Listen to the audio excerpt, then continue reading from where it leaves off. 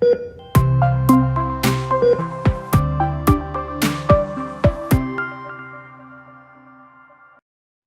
Dr. Murshid from New York. Uh, Welcome to my channel. আজকে একটা কথা বলবো, সেটি হচ্ছে যে আমাদের মা বোনরা যখন প্রেগনেন্ট হয়ে থাকেন তখন অনেকের ব্লাড গ্লুকোজ হয়ে থাকে, এবং এই ব্লাড গ্লুকোজ হলে কি করতে হবে সেটির উপরে আহ একটু আলাপ আলোচনা করব। তো আপনারা জানেন যে অনেকের হয়তো এমনিতে কোনো ব্লাড গ্লুকোজ এর প্রবলেম নেই, কিন্তু ডায়াবেটিসের সময় একটু ব্লাড গ্লুকোজ দেখা দিল, এবং সেটি যদি 20 উইকস পরে যদি ব্লাড গ্লুকোজ দেখা দিয়ে থাকে, আগে কখনো ছিল না, তখন আমরা সেটাকে জেস্টেশনাল ডায়াবেটিস বলে থাকি। অবশ্যই ব্লাড গ্লুকোজের একটা নাম্বার আছে, সেটি এখন না বললাম। তো এই জেস্টেশনাল ডায়াবেটিসটা হলে আমাদের তখন কি করতে হবে? অবশ্যই খাওয়া দাওয়ার ব্যাপারে খুবই সতর্ক থাকতে হবে, যাতে এই ডায়াবেটিসটা যাতে অনেক বেড়ে না যায়। কারণ এতে মায়েদের যেমন কমপ্লিকেশন হবে, ঠিক তেমনি ফিটাস বাচ্চারও কমপ্লিকেশন হওয়ার সম্ভাবনা থাকে, এবং ডেলিভারির সময় অনেক কমপ্লিকেশন হতে পারে। একটা কমপ্লিকেশন বলতে পারি বাচ্চার ওজন বেড়ে যাবে, বড় হয়ে যাবে, এবং পরবর্তীতে ডেলিভারি হতে খুব কষ্ট হবে। তাছাড়া জেস্টেশনাল ডায়াবেটিসের পরবর্তীতে হয়তো এই ডায়াবেটিস চলে যাবে, তবে একটা রিসার্চে দেখা গিয়েছে যে এই ডায়াবেটিসটা কিন্তু পরবর্তীতে তার মিন্স মায়ের হওয়ার সম্ভাবনা বেশি। তো আমাদের তো এই খাওয়া দাওয়ার ব্যাপারে একটু সতর্ক থাকতে হবে, এবং এই খাওয়া দাওয়ার মধ্যে আহ, বিশেষ করে ভেজিটেবলের উপর বেশি খেয়াল রাখতে হবে। সেগুলো হচ্ছে যে ব্রাকলি, অ্যাসপারাগাস, মাশরুম, ক্যারট, জুকিনি, এবং নন স্টার্চি ভেজিটেবল যেমন egg plant, paper, cauliflower, tomatoes, salad green, এগুলি।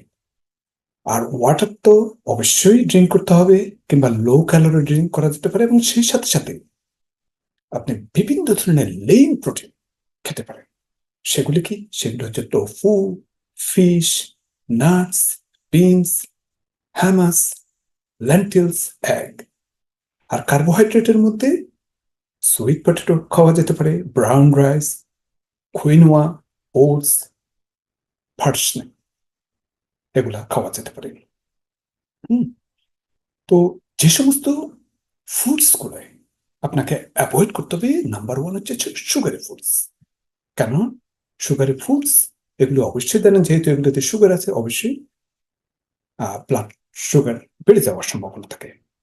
তো তাহলে cakes, cookies, candies, dessert, sweet pastry, soda, ice cream, fruit juice, এগুলি থেকে দূরে থাকা উচিত। যদিও মিল্ক এবং whole fruit contain natural sugars, কিন্তু সেগুলি ব্যালেন্স ডায়েটে আপনি রাখতে পারেন।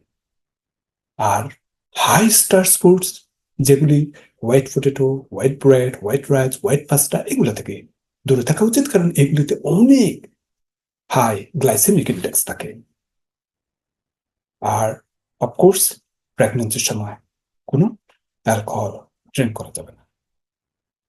তো আরেকটা হেলথি ইটিং টিপস এর মধ্যে বলবো, to manage your blood sugar and it healthy, choose foods in saturated fats, trans fat, sugar, salt, calories in low. Regular টাইমে খাওয়া দাওয়া করবেন, স্কিপিং মিলস থেকে অ্যাভয়েড করবেন, keep track of your food, drinks, এবং যতটুকু সম্ভব ফিজিক্যাল এক্সারসাইজ করার চেষ্টা করবেন। যে সমস্ত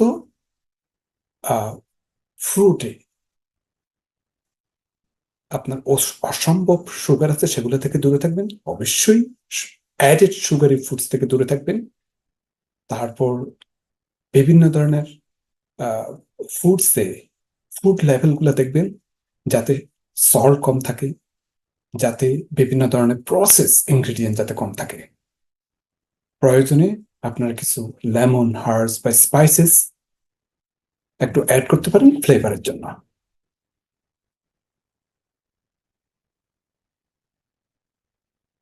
তো সুতরাং হেলথি থাকা ডিউরিং প্রেগনেন্সির সময় সেটি হচ্ছে যে সবচেয়ে বেশি ইম্পর্টেন্ট।